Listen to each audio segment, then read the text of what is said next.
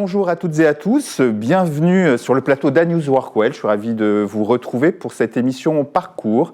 Et aujourd'hui, je reçois Fabien Rolland. Fabien, bonjour. Bonjour. Bienvenue. Merci de m'accueillir. Merci d'avoir accepté mon invitation. Je suis vraiment ravi. On en parlait à l'instant, mais tu vas être le premier représentant des directeurs de l'environnement de travail des régions. Voilà, puisque jusqu'à présent, oui, on a reçu beaucoup de tes collègues franciliens. Dans cette émission, tu sais, on va revenir sur ton parcours. C'est l'objet évidemment de l'émission. On va comprendre comment tu es arrivé dans l'environnement de travail, mais aussi on va parler bien sûr de tes enjeux actuels et de ta vision du métier. On est aussi là pour ça. Fabien, tu es aujourd'hui chef du pôle environnement de travail à l'université de Reims-Champagne-Ardenne. C'est ça, ouais. Magnifique région. Exactement. C'est pas toi qui vas dire le contraire. Oh, c'est clair. Voilà. Et d'ailleurs, cette fonction de chef et du pôle d'ailleurs environnement de travail à l'université, c'est toi qui as contribué à la structurer et à la moderniser. On va en reparler. Alors, les Ardennes, c'est beau, et pas seulement parce que tu y es né, mais il faut quand même le dire, tu es un enfant de la région Grand Est, tu habites toujours, bien sûr. Exactement, à Reims. Tu as grandi dans une famille ouvrière, alors pas à Reims. Non, dans les Ardennes. Voilà, du côté plutôt de Sedan, Charleville, proche de Mézières. la frontière, très proche de la frontière belge. Ouais, c'est ça. Voilà, papa de 2 enfants. 19 ans et 12 ans, on va le voir. 2 garçons. Ouais, 2 garçons, bravo. Ton parcours est tout sauf linéaire, ton parcours professionnel, et en même temps très inspirant, je trouve. Et donc, on va en parler tout de suite, c'est parti. Alors évidemment, avant de parler de ton métier, moi ce qui m'intéresse, c'est que tu nous racontes un peu l'enfant que tu étais, et notamment le petit Fabien, à quoi il rêvait, et il imaginait quoi pour son avenir, qu'est-ce qu'il voulait devenir, qu'est-ce qu'il voulait faire plus tard. Alors, moi je suis issu d'une famille d'ouvriers. Ouais. Ma mère a peu travaillé, elle a élevé les enfants. Mon père était ouvrier du bâtiment. Peut-être un début de quelque chose, mais en tout cas, ce n'était pas du tout mon idée au départ. Mon idée au départ, assez rapidement, je faisais pas mal de sport, et mon idée au départ, c'était d'être professeur de sport. Donc j'ai tenté le concours de STAPS, depuis les Ardennes pour avancer dans mes études. Voilà. Donc c'était une passion, qu'est-ce qui t'a inspiré cette envie d'aller plutôt dans une carrière sportive? Je pense l'envie de se dépasser, l'envie d'aller plus loin, l'envie de bouger. En tout cas, j'ai jamais eu l'idée de rester dans les Ardennes. J'ai toujours eu envie, effectivement, d'aller plus loin, d'explorer un peu la région. Il n'y avait pas grand monde dans mon village qui partait faire des études. Donc je pense que c'était un espèce de défi à moi-même. Ah oui, donc envie de découvrir le vaste monde. Ouais, c'est ça. C'est ça. Et c'était un moyen. Exactement. Alors voilà, tu te retrouves étudiant, tu t'orientes d'abord vers cette formation sportive en STAPS, tu l'as dit, mais ça ne se passe pas tout à fait comme prévu, et voilà, il y a un petit décrochage, une embardée. En fait, à l'époque, pour faire STAPS, il fallait être très fort en sport, et je serais tenté de dire, souvent ça suffisait. Et je pense que je ne l'étais pas suffisamment, et j'ai raté le concours, et donc j'ai pas pu faire STAPS en fait, effectivement. Et dans un premier temps, je me suis dit, je vais aller faire autre chose pendant 1 an et retenter le concours. Et la réalité, c'est que je suis parti sur une filière de biologie. Ah oui, alors, biologie, pourquoi? J'avais fait un bac D déjà au départ, donc j'étais déjà plus ou moins prédestiné. Mais après, le bac D nous orientait aussi vers STAPS. On nous disait tous, si tu veux faire STAPS, il faut faire D. J'avais donc fait un bac D, donc le plan B naturel, si tu n'as pas STAPS, c'était de retomber en biologie. Voilà. Mais sauf que mon idée de départ, c'était effectivement de retenter le concours au bout d'1 an. Et puis j'ai assez vite accroché en bio. Ça m'a assez vite intéressé. Ça t'a plu, tu obtiens une maîtrise? Ouais, c'est ça. Donc, à Reims. Je fais toutes mes années dans laquelle je travaille actuellement. Tu travailles encore. Donc le vaste monde, pour le moment, c'est Reims. Ouais, c'est ça. Ça marche. En tout cas, il y a eu géographiquement des déplacements entre les deux, mais en tout cas, je suis revenu à Reims. Et cette première bifurcation, tu l'as vécue comment? Qu'est-ce qu'elle t'a appris? Elle m'a appris qu'au final, déjà, il faut toujours avoir un plan B. Et puis qu'au final, quelque part, on a tous en nous une forme de résilience, quoi. Ouais. C'est-à-dire qu'au final, les échecs nous construisent. Et puis, et qu'au final, si tu n'obtiens pas, tu finiras par obtenir peut-être en passant par d'autres voies, mais de toute façon, la vie ne s'arrête pas à ton échec du moment, quoi. Ouais. Il y a plein de choses qui nous font rebondir au quotidien et qui nous permettent de passer des étapes. Et c'est ça un parcours professionnel, ça démarre ça. déjà là, tu as raison. Exactement ça, ouais. Et d'ailleurs, voilà, pour financer tes études, on l'a dit, tu as jusqu'en maîtrise de biolo, tu travailles pour une mutuelle étudiante, donc à côté comme un job voilà, d'étudiant. Et ben ce job, il va devenir une vraie carrière.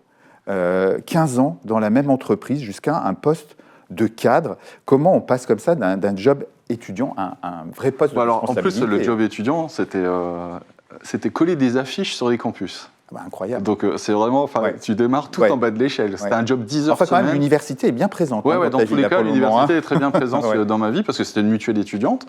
Donc je collais des affiches sur les campus 10-15 heures par semaine.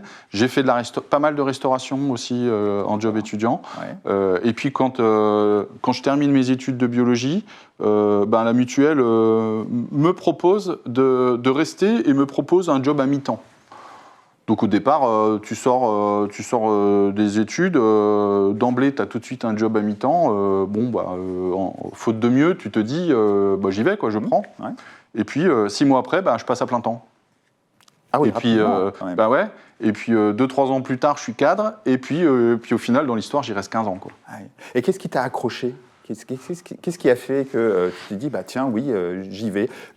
L'opportunité, une rencontre, en fait, une personne, j'avais la chance d'avoir des patrons qui ne regardaient pas tant le niveau d'études ou quel avait été ton parcours, mais qui croyaient vraiment dans les gens qui étaient là. Et au final, quelque part, peu importe d'où tu venais, si tu avais envie, que tu te battais, que tu démontrais que tu étais engagé, il y avait des opportunités qui s'ouvraient à toi. Quoi. Le potentiel, ils ont vu le potentiel. Ouais, c'est ça. En tout cas, ils donnaient la possibilité de progresser. Ouais, c'est ça. Ouais. Donc du coup, j'ai fait du développement commercial, j'ai fait de la communication, on y reviendra peut-être après, et puis après, j'ai basculé à ce moment-là dans les métiers des services généraux. Ah oui, oui, parce que là, moment clé, donc là, tu as quoi, un peu plus de 30 ans, une nouvelle étape. Ouais. D'abord, il faut le dire, un bilan de compétences, c'est ça? Ouais, Tout part d'un bilan de compétences. Qu'est-ce qui fait d'ailleurs que tu as envie de faire un bilan de compétences? Alors, un petit peu avant, en fait, mon patron m'invite à déjeuner un midi et me propose 2-3 ans plus tôt, et c'est peut-être là qu'il y a un truc, me propose de prendre en main le service communication. Et là, il y a un déclic qui se passe parce qu'en fait, il me dit, écoute, il n'y a pas, à l'époque, la com tournait bien, les graphistes, les webmasters, tout ça, ça tournait. Mais il n'y avait pas un seul document qui sortait en temps et en heure. Il n'y avait pas une seule campagne média radio qui démarrait au moment où il fallait enclencher le marketing. Enfin, donc il me confie la mission et il me dit il faut que tu organises tout ça, puis qu'à un moment on en sorte, quoi. Il faut que les documents sortent à temps. Et 2-3 ans plus tard, ma mission est réussie. Et je dis toujours, quand les graphistes ont commencé à venir me voir pour me demander ce que je pensais du choix des couleurs, je suis allé voir mon patron et je lui ai dit ma mission s'arrête là en fait. Moi je ne sais plus faire. Ouais. À un moment ça devient un métier de communicant, de directeur artistique. En tout cas moi ma mission qui était de la logistique, de la planification, elle est réalisée. Ouais. Et donc tu n'avais pas envie d'aller plus loin. Et j'avais pas envie d'aller plus loin. C'était pas mon appétence. Et donc à ce moment-là, c'est là que je lui dis je voudrais faire une pause et puis qu'on discute un peu de l'évolution. Ouais. Et je fais un bilan de compétences. Ouais. Ouais. Tu fais un bilan de compétences qui fait ressortir quoi d'ailleurs? Alors bilan de compétences, il fait ressortir que je suis fait pour les métiers de l'administration ou des services généraux. Sauf que je connais pas ce métier-là en fait. T'en avais... Moi j'étais dans une structure, on était 160, une quinzaine de cadres. Si tu veux, on faisait tous un peu des services généraux, quoi. Sans le savoir. Sans le savoir, mais il n'y avait pas un métier, il n'y avait pas une personne désignée en tant que telle pour le faire. Ouais. Donc c'est un métier que je découvre. Ouais. Et il s'avère que le bilan de compétences se termine. La semaine d'après, journée porte ouverte à Marne-la-Vallée. Donc à l'université de Marne-la-Vallée. Alors en plus, l'anecdote, c'est que c'est juste à 1 heure de chez moi. Ah oui. Donc c'est pas insurmontable. Ah oui. C'est à 1 heure de chez moi. Bien sûr. Je vais à la journée porte ouverte un samedi matin avec mon épouse et mon petit garçon à l'époque. Et je croise un homme charmant dans les couloirs. Je discute 15-20 minutes avec lui. Et pour terminer, en lui disant mais comment on fait pour entrer ? Et il s'avère que ce fameux monsieur, Antoine Lenné, me dit t'es pris, tu viens de faire ton entretien. Et oui. Et t'es pris, je t'attends en septembre. Et oui, pour ceux qui se souviennent, peut-être Antoine Lenné, qui a participé à créer ses tout premiers cursus spécifiques services généraux FM, environnement de travail à l'université de Marne-la-Vallée. Il était très impliqué au sein de l'ARSEG à l'époque et il exerçait pour Bouygues, le vaste groupe Bouygues. Et effectivement, il a été très clé dans le développement de ces cursus. Exactement. Donc, tu étais tombé vraiment sur la bonne personne sans le savoir. C'est-à-dire qu'à un moment, tu te dis, c'est incroyable comme les feux peuvent être alignés. C'est-à-dire tu sors d'un bilan de compétences, c'est pas 6 mois après, c'est pas 6 mois avant, c'est la semaine d'avant, la journée porte ouverte, tu tombes sur la bonne personne, et il me restait plus qu'une seule chose à faire, c'était d'aller convaincre mon patron de l'époque, fait de me libérer. Oui, alors parce que comment ça s'organise ? Ça s'organise qu'en fait, il faut que tu ailles voir ton patron, puis tu lui expliques que tu as un projet. Il faut il prend le temps d'y réfléchir et il revient un mois plus tard vers moi et il me dit écoutez, je vous paye la formation, je vous maintiens votre salaire à plein temps, je vous paye la moitié des allers-retours, l'autre moitié est à votre charge, mais par contre on fait un deal, vous restez 5 ans dans l'entreprise. Donc 5 ans au poste c'est ça. Il me dit on crée le poste. Et, et vous restez au minimum 5 ans dans l'entreprise. Ah oui, d'accord. Mais quand même en rapport avec ta formation. Oui, en rapport avec... il crée le poste services généraux, en fait. Ok, il n'y en avait pas. Non, il n'y en avait pas. Okay. Donc il crée le poste services généraux et le deal, c'est 5 ans dans l'entreprise. Mais on se tape dans la main. Rien d'écrit. C'est un contrat moral, en fait. Ni plus ni moins. Et je reste 8 ans. Donc j'ai rempli mon contrat, largement. Mais Gérard a brillamment à ce moment-là. Et qu'est-ce que tu apprends pendant ces 8 années ? Parce que du coup, il faut tout créer. Tu apprends tout. Tu te formes, tu apprends le métier. Tu réunis tous les contrats qui traînent partout, parce que évidemment, les agences et le siège tournait. Enfin, je veux dire, il y avait des contrats de chauffage, des contrats de nettoyage, tout ça, mais il faut tout réunir, tout globaliser, tout relancer, avec une vision globale, plus périphérique, plus 360. Et tu crées la structure, le service de toute pièce, en fait. Et là, ça te plaît ? Ouais, carrément, ouais. Qu'est-ce qui te plaît, d'ailleurs ? Qu'est-ce qui le fait, tu crées l'environnement qui permet la réussite. Je pense que c'est ça, en fait, qui anime. Et aujourd'hui, je le vis encore dans mon quotidien. Tous les matins, dans une université, la nôtre, c'est 32 000 étudiants, 2500 collaborateurs. Tous les matins, tu ouvres une ville, en fait. Alors, tu n'es pas seul, évidemment, on a des relais sur les campus, on a beaucoup de monde, mais quand même, à l'échelle d'un établissement, c'est beaucoup de monde, quoi. C'est 265 000 mètres carrés. Tous les matins, c'est 160 000 mètres carrés nettoyés par les prestataires de nettoyage tous les matins. Incroyable. Donc c'est colossal, en fait. Tout est à l'échelle, à l'université, tout est à l'échelle industrielle. Comme tu dis, c'est une petite ville. Mais tu rejoins cette fameuse université de Reims-Champagne-Ardenne que tu connais, tu as connu, mais en étudiant. Là, on est en 2015.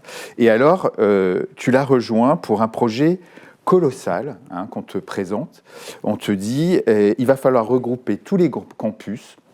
On a voté un méga budget, 240 millions d'euros. Donc là, les étoiles dans les yeux, j'imagine. C'est ça ? Quand l'annonce elle est publiée, c'est presque un rêve parce que tu te dis c'est mon université d'origine, c'est ma ville, le projet il est extraordinaire. 240 millions d'euros sur la table. Ils montent une équipe de 4 personnes et ils sont déjà 3, il manque le 4e. Dans l'équipe, il y avait une directrice qui était urbaniste, il y avait une juriste, il y avait une ancienne DRH. Et puis, il cherchait quelqu'un pour piloter la partie immobilier. Je candidate et je suis retenu. Quoi. Incroyable. C'est un truc. Donc là, tu pars très haut, j'imagine, dans les émotions. Complètement. Et qu'est-ce qui se passe ? Il se passe que c'est le cycle de la vie politique dans les universités. 5 mois après, un nouveau président d'université est élu et il est élu sur « le projet n'aura pas lieu ». Génial. Donc la montagne russe, boum. Ouais, le projet, 5 mois après mon arrivée, le projet, il commence à prendre l'eau. Ouais. Qu'est-ce qui se passe dans ta tête là, à ce moment-là ? Dans ma tête, moi, tu te dis, j'ai quitté un CDI après 15 ans pour un super défi, et puis au bout de 5 mois, alors que j'étais venu pour un CDD, c'est comme ça dans la fonction publique, quand tu es contractuel, moi je ne suis pas titulaire, quand tu arrives dans la fonction publique, tu commences par un CDD de 3 ans. Donc tu te dis, j'ai foi en eux, le projet ne peut pas s'éteindre, et il ne s'est pas vraiment éteint, puisque le président de l'université a été très bon, puisqu'il a quand même réussi à négocier avec les collectivités publiques qui avaient promis de l'argent, de maintenir le budget, qui était à l'époque validé à 78 millions d'euros, et de quand même verrouiller cette enveloppe budgétaire, sécuriser cette enveloppe budgétaire, 78 millions d'euros, 6 projets de construction neuve à mener, donc c'était pas rien. Ouais. Et du coup, on roule quand même, on y va. C'est peut-être un peu moins ambitieux qu'au départ, mais il y a quand même 6 projets immobiliers à mener. Ouais. Bon, ça va. Donc il y a du travail. Il y a quand même du travail. Ça te retient, ça te plaît quand même de relever ce challenge-là. Il se fait finalement ce projet ? Oui, combien de temps ? Alors c'est long dans les collectivités publiques parce que c'est des concours d'architecture, il y a des commissions d'appel d'offres, et donc là on est en train de livrer, 8 ans après on est en train de livrer, l'université est en train de prendre possession des derniers bâtiments, sous maîtrise d'ouvrage de la région Grand Est, puisque l'État a délégué la maîtrise d'ouvrage à la région Grand Est, et donc nous on attend la livraison des bâtiments pour en prendre possession et les mettre en exploitation. Ça reste quand même un très très beau projet. Ah oui, complètement. Budget. Complètement. Et de quoi tu es le plus fier d'ailleurs dans cette période ? Qu'est-ce qui te marque ? Moi, je suis resté 3 ans dans cette équipe et sur 3 ans, j'ai travaillé sur 2 projets de programmation immobilière et j'ai trouvé ça passionnant. C'était pas mon monde au départ, mais comme j'ai la choix d'avoir j'ai un double cursus. Du coup, ça me permettait d'aller facilement. J'ai dialogué avec les usagers et j'ai travaillé sur 2 projets très structurants qui ont été l'extension d'un gros bâtiment de recherche autour des agro-ressources et du numérique. Et ayant une maîtrise de biologie, je dialogue assez facilement avec les enseignants-chercheurs qui sont à la paillasse. Et puis, j'ai travaillé aussi sur l'extension du pôle santé et l'intégration du pôle dentaire sur la fac de santé. Et ça a été 2 projets vraiment passionnants. Parce que là, tu es dans le dialogue avec les usagers. Tu pars de zéro, en fait. Tu pars d'une copie blanche. C'est qui dans ce... c'est les professeurs d'université, c'est les doyens, c'est les politiques, puisque le point de départ, c'est d'imaginer le bâtiment, la fonctionnalité du bâtiment, ce qu'on appelle le programme général. Une fois le programme général établi, à ce moment-là, il passe en production bâtimentaire. Mais avant tout, il faut imaginer les usages. Et là, tu retrouves le DET, tu retrouves la double compétence de biologiste, et donc tu sais aller facilement dialoguer avec des enseignants-chercheurs. C'est important, ça, d'avoir cette capacité-là à pouvoir se mettre à niveau. Ça m'a permis d'avoir un dialogue peut-être facilité, parce que je connais leur vocabulaire. Et puis, pour ne rien cacher, mon épouse est professeure de SVT. Donc, pour le coup, c'est un vocabulaire qui me parle. Je sais parler avec un biologiste, je sais parler avec un géologue. C'était un univers dans lequel j'étais plutôt à l'aise. Donc, j'ai vraiment pris énormément de plaisir. Alors bon, voilà, tu es toujours dans l'université et depuis 2018, donc, tu développes un service environnement de travail, alors très orienté usager, approche moderne pour l'université, hospitality, soft services, qualité de vie au travail ou qualité de vie à l'université. C'était quoi ton ambition en créant ce service ? Est-ce que tu avais une feuille de route ? La feuille de route, c'était que les métiers étaient très vision logistique, métier de la logistique. Moi, quand je reviens à l'université en 2015, ça fait 15 ans que je n'y ai pas mis les pieds. J'étais parti étudiant, je reviens professionnel. Et les premiers éléments qui m'interpellent, c'est que je serais tenté de dire, en termes d'aménagement des espaces de travail, rien n'a changé. La cafette, elle est exactement la même, les tables et les chaises sont les mêmes. Il n'y a toujours pas un banc et un espace dans les pelouses pour y prendre du bon temps pour les étudiants dans les périodes où il fait beau. Alors qu'on a 80 hectares d'espace vert, il n'y a pas un banc, il n'y a pas une table de pique-nique. Donc à un moment, tu reviens et tu te dis, au bout de 2-3 ans, je me suis dit, mais il y a quelque chose à faire. Enfin, on ne peut pas laisser... l'université dans les mêmes conditions qu'il y a 20 ans. Entre-temps, les grandes écoles ont pris de l'avance, les grands sites universitaires français ont pris de l'avance sur les aménagements d'espace. Le numérique arrive à grands pas, on est en 2015, donc les ordinateurs, il y a longtemps, mais maintenant les ordinateurs arrivent dans les amphis, arrivent dans les salles de classe, il faut faire quelque chose, quoi. Ouais. Et donc c'est ça, en fait, la motivation. Ouais.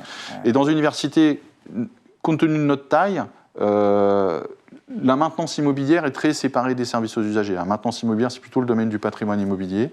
Et donc moi, je suis focus vraiment usage. Je suis vraiment focus usage. Ouais, donc la vie sur le campus. Ouais, la vie sur le campus, voilà. la vie dans les espaces vides. Ouais. Parce qu'il y a beaucoup d'espaces vides. On est sur des bâtiments qui ont parfois 50, 60 ans. Ouais. On a des grands halls vides dans lesquels, à un moment, tu te dis, il y a des choses à faire, il y a des espaces à aménager, quoi. Ouais. Voilà. Et d'ailleurs, c'est quoi tes grands enjeux aujourd'hui, justement, autour de ce pôle environnement de travail, avec cette approche hospitality, cette approche soft services? C'est quoi l'étape d'après, justement, que tu aimerais développer? C'est continuer à structurer les services à destination des étudiants. Moi, je pense que c'est important, et l'une des difficultés qu'on rencontre beaucoup dans les universités, à mon sens, c'est la restauration. Les Crous font ce qu'ils peuvent. On voit encore les dynamiques de repas à 1 euro, mais de plus en plus, les étudiants veulent autre chose comme service. Ils veulent, pour beaucoup, venir avec leur repas.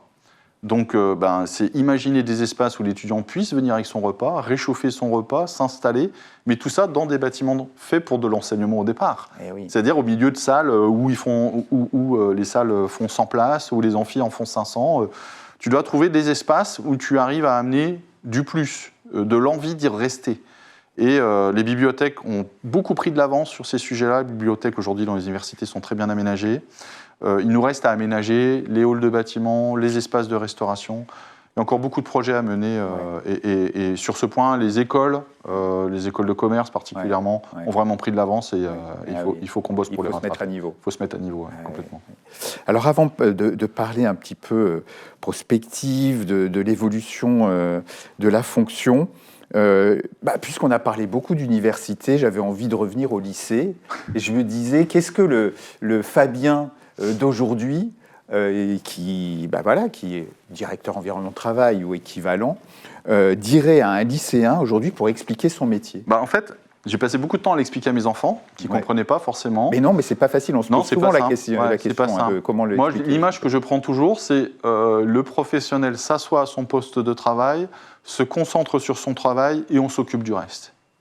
C'est un peu ça l'image. Et dans les universités, on s'appuie beaucoup aussi sur les services numériques.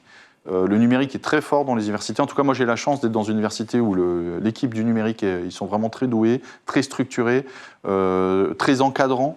Et l'ambition, pour moi, c'est de réussir à accompagner le professionnel dans son poste, qu'il se concentre exclusivement sur son métier et on s'occupe du reste. Donc, ma définition, c'est celle-ci. On s'assoit à son poste de travail et l'environnement de travail, la direction du numérique, peu importe, tous les gens qui œuvrent au service autour s'occupent du reste. Voilà. Ils sont là pour faciliter, tu as raison. Allez, quelques minutes pour se projeter, là encore. Je peux évidemment pas t'avoir à mes côtés sans te poser la question de l'IA, de l'arrivée de l'intelligence artificielle, de l'impact que tu vois ou que tu imagines sur tes métiers.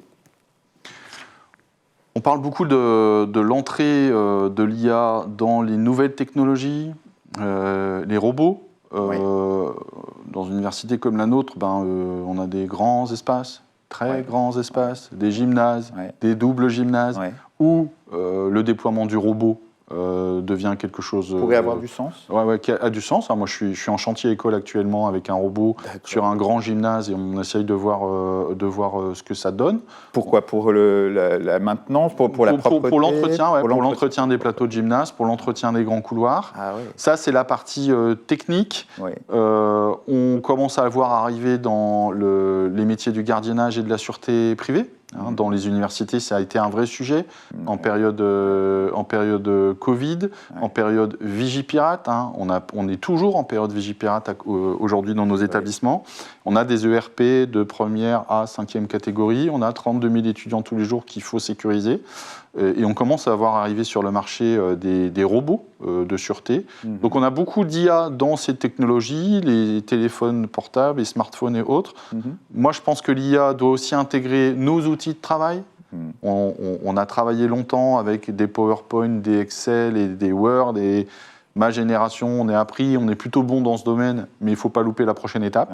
La prochaine étape, c'est l'IA, c'est Claude, c'est Gemini, c'est Notebook LM. Tu travailles déjà aujourd'hui avec ? Moi, beaucoup. Je poste beaucoup, j'œuvre beaucoup. Je me suis beaucoup formé depuis 1 an sur le sujet pour essayer d'atteindre le meilleur niveau possible et essayer d'intégrer tous ces outils et de culturer mes équipes, surtout ceux qui sont au bureau et qui ont beaucoup de rapports, de présentations à faire.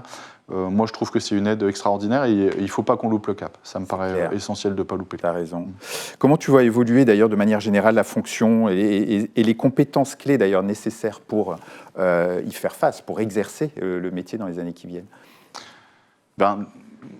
Malheureusement, aujourd'hui, on a pris sûrement un peu de retard sur la partie gouvernance parce que l'IA nécessite d'avoir un vrai pilotage au plus haut niveau. Moi, je suis plutôt à l'aise sur le sujet parce que, comme on est en marché public l'essentiel du temps, j'arrive à assez facilement utiliser l'intelligence artificielle pour piloter du marché public parce que de toute façon, les marchés publics finissent c'est très processé, mais par définition, ils finissent publics puisqu'on les édite et tout le monde a le droit, il y a accès et donc voilà. Donc c'est pas, je suis un peu moins embêté avec la question de l'anonymisation.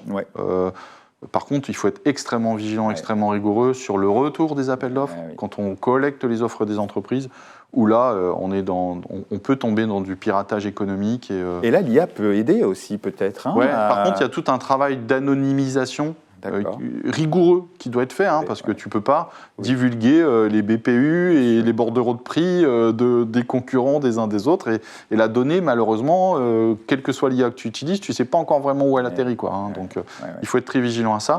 Quelques universités sont en train de se mobiliser en ce moment, et la mienne en fait partie, pour monter des IA souveraines, interuniversités, pour essayer justement de cadrer ça. Et l'État œuvre beaucoup sur le sujet pour essayer de monter des outils. Donc c'est un vrai enjeu. Oui, il y a un vrai enjeu. Il y a un vrai enjeu de souveraineté. Un vrai enjeu de souveraineté, particulièrement pour l'État et les données de l'État. Très intéressant. Tout au long de ce parcours-là, une réussite dont tu as été particulièrement fier ou une difficulté qui t'a marqué et qui t'a fait progresser? Alors les réussites, j'en ai parlé tout à l'heure, les 2 programmes, ça a été extraordinaire. Ça a été 3 ans extraordinaires de rencontres, de passion. Quand vous discutez avec un enseignant-chercheur qui habite vraiment son domaine d'activité depuis 30 ans, quand il a un bac plus 10, bac plus 12, et que vous le voyez aussi passionné, c'est vibrant, c'est des gens extrêmement curieux, je le suis beaucoup aussi. Donc ça, c'est passionnant. Donc ça a été vraiment 2 super projets. La création du service, sur laquelle j'œuvre encore, ça a été vraiment un moment aussi, c'est de réussir à transformer des métiers avec une vision très technique à des métiers de valeur. On parle beaucoup de création de valeur en ce moment.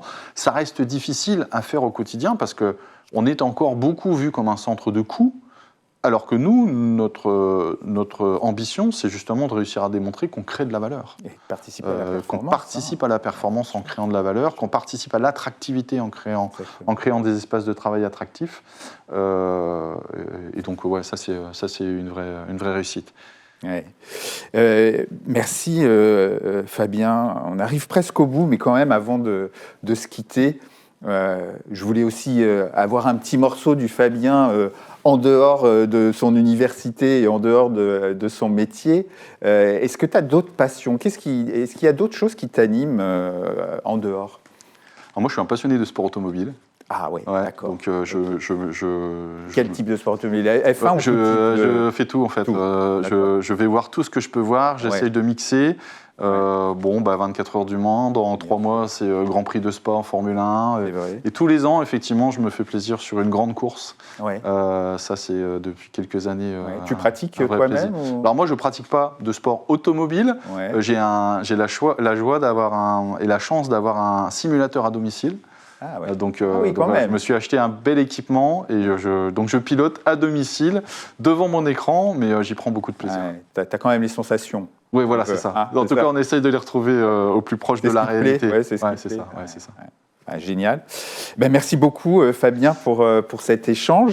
Sincère, inspirant. Voilà, ça sert à ça aussi, les émissions parcours. Voilà, tu voulais être prof de sport, tu as fait des études de biologie, 15 ans dans une entreprise pour te reconvertir et découvrir les services généraux. Avec petits jeux de mots, tu pilotes, puisque je viens d'apprendre que tu aimes ça. Mais là, tu pilotes des projets immobiliers, voilà, des services aux usagers à grande échelle. Donc, je rappelle que tu es chef du pôle environnement de travail à l'Université de Reims. Merci beaucoup, c'était un plaisir de te recevoir. Merci Lionel. Merci également à notre fidèle partenaire, la société 3DS, qui est expert de la signalétique et de la communication visuelle. Et puis, je voulais aussi surtout vous remercier, vous qui nous avez suivis. Merci de votre fidélité. Rendez-vous très vite pour une nouvelle émission Parcours sur votre chaîne A News Workwell. D'ici là, portez-vous bien. À bientôt.